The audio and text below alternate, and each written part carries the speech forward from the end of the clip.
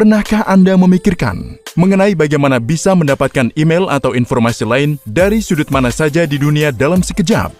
Hal ini bisa terjadi oleh karena jaringan kabel yang diletakkan di bawah tanah dan di bawah laut. Kabel yang membawa sebagian besar data dunia ini adalah kabel serat optik. Kabel-kabel ini juga digunakan dalam peralatan medis. Mari kita pelajari cara kerja kabel serat optik dan bagaimana cara kabel ini merevolusi dunia di sekitar kita. Kabel serat optik terdiri dari ribuan helai serat dan untai serat tunggal setipis rambut manusia. Serat optik membawa informasi dalam bentuk cahaya. Pertama-tama, mari kita pelajari beberapa perilaku dasar cahaya untuk memahami cara kerja serat optik. Kecepatan cahaya berubah ketika melewati media dan perubahan kecepatan ini dinyatakan oleh indeks bias. Variasi dalam kecepatan cahaya ini mengarah pada fenomena menarik lainnya, yaitu pembiasan. Untuk memahami apa itu pembiasan, mari kita lakukan eksperimen yang menarik. Dalam percobaan ini, cahaya melewati sebuah prisma. Terlihat pada antarmuka cahaya bengkok, bukan lurus. Fenomena ini dikenal sebagai refraksi atau pembiasan. Pembiasan terjadi ketika cahaya melewati media dengan satu indeks bias ke satu indeks bias lainnya. Cahaya berbelok ke arah antarmuka saat beralih dari media indeks bias tinggi ke satu indeks bias rendah. Pembiasan adalah alasan mengapa pensil terlihat bengkok di dalam segelas air. Teknik pembiasan sederhana ini efektif digunakan dalam serat optik. Sekarang, mari kita buat eksperimen ini sebagai hipotesis. Kita bisa meningkatkan indeks bias gelas secara real-time dengan menggunakan dopan. Ketika kita meningkatkan indeks bias, cahaya akan semakin banyak berbelok menuju permukaan. Setelah beberapa saat, Anda bisa melihat cahaya akan melewati permukaan kaca. Jika kita meningkatkan indeks bias lebih jauh, cahaya akan tiba-tiba kembali ke media pertama sebagai refleksi murni. Ini disebut pemantulan internal total. Pemantulan internal total mungkin terjadi jika kita meningkatkan sudut datang daripada meningkatkan indeks bias. Dalam hal ini, pada sudut tertentu akan disebut dengan sudut kritis. Cahaya akan kembali ke media pertama. Fenomena pemantulan internal total ini digunakan dalam kabel serat optik untuk mengirimkan cahaya. Bentuk paling sederhana dari kabel serat optik ditunjukkan di sini. Kaca silinder dengan indeks bias tinggi. Jika laser mengenai antarmuka pada sudut yang lebih besar dari sudut kritis, pemantulan internal total akan terjadi dan cahaya akan mencapai ujung lainnya. Ini berarti bahwa cahaya dapat terkurung dalam serat optik dalam jarak yang jauh. Tidak peduli seberapa kompleks bentuk seratnya.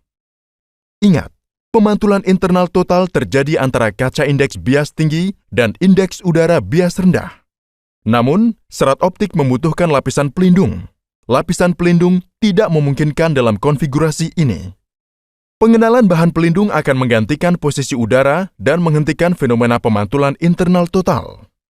Cara mudah untuk mengatasi masalah ini adalah dengan memperkenalkan kaca indeks bias rendah di atas kaca inti, yang dikenal sebagai cladding.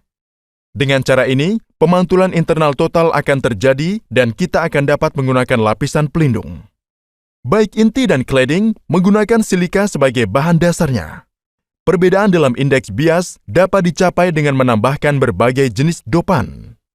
Serat optik yang baru saja kita bentuk tidak akan mampu membawa sinyal lebih dari 100 km. Ini disebabkan berbagai lesapan yang terjadi pada kabel. Hilangnya kekuatan sinyal ini umumnya disebut pelemahan. Penyerapan dan hamburan adalah alasan utama pelemahan sinyal. Inilah sebabnya mengapa Anda melihat adanya penguat pada kabel setelah jarak tertentu. Penguat ini meningkatkan kekuatan sinyal dan memungkinkan sinyal untuk dikirim dalam jarak jauh.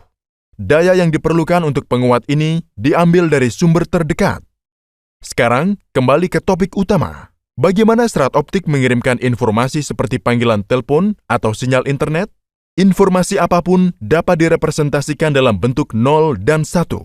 Bayangkan, Anda ingin mengirim pesan teks halo melalui ponsel Anda. Pertama, kata ini akan dikonversi menjadi kode biner setara N sebagai urutan 0 dan 1. Setelah konversi, ponsel Anda akan mentransmisikan 0 dan 1 ini dalam bentuk gelombang elektromagnetik. 1 ditransmisikan sebagai gelombang frekuensi tinggi dan 0 sebagai gelombang frekuensi rendah. Menara sel lokal menerima gelombang elektromagnetik ini. Di menara akan dihasilkan gelombang cahaya jika gelombang elektromagnetiknya berfrekuensi tinggi. Sekarang, gelombang cahaya ini dapat dengan mudah ditransmisikan melalui kabel serat optik.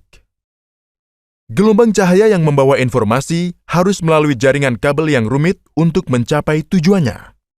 Untuk tujuan ini, seluruh dunia ditutupi dengan kabel serat optik. Kabel ini diletakkan di bawah tanah dan di bawah laut. Terutama penyedia layanan seluler yang memelihara kabel di bawah tanah ini. AT&T, Orange, dan Verizon adalah beberapa pemain global yang memiliki dan memelihara jaringan kabel bawah laut. Tampilan potongan melintang kabel bawah laut diperlihatkan di sini. Anda dapat melihat bahwa hanya sebagian kecil kabel yang digunakan untuk melindungi serat optik. Bagian kabel yang tersisa adalah struktur mekanis untuk perlindungan dan kekuatan. Sekarang, pertanyaannya adalah, dari mana penguat mendapatkan dayanya di bawah lautan yang dalam ini? Nah, untuk tujuan tersebut, selubung tembaga tipis digunakan di dalam kabel yang membawa daya listrik di sepanjang kabel sehingga dapat memberikan daya pada penguat. Seluruh pembahasan ini mengacu pada bahwa jika kabel serat optik tidak mencapai bagian dunia tertentu, maka bagian dunia tersebut akan terisolasi dari internet atau komunikasi seluler. Jika kita membandingkan kabel serat optik dengan kabel tembaga tradisional, kabel serat optik lebih unggul dalam hampir segala hal. Kabel serat optik memberikan bandwidth yang lebih besar dan mengirimkan data pada kecepatan yang jauh lebih tinggi daripada kabel tembaga. Ini karena kecepatan cahaya selalu lebih besar daripada kecepatan elektron. Aliran elektron dalam kabel tembaga menghasilkan medan magnet bahkan di luar kabel yang dapat menyebabkan interferensi elektromagnetik. Di sisi lain, cahaya yang bergerak melalui kabel optik selalu terkurung dalam serat sehingga kemungkinan interaksi dengan sinyal eksternal tidak ada. Satu lagi fitur menarik tentang kabel serat optik adalah bahwa setiap sinyal cahaya yang masuk dari samping memiliki peluang yang minim untuk masuk di sepanjang kabel.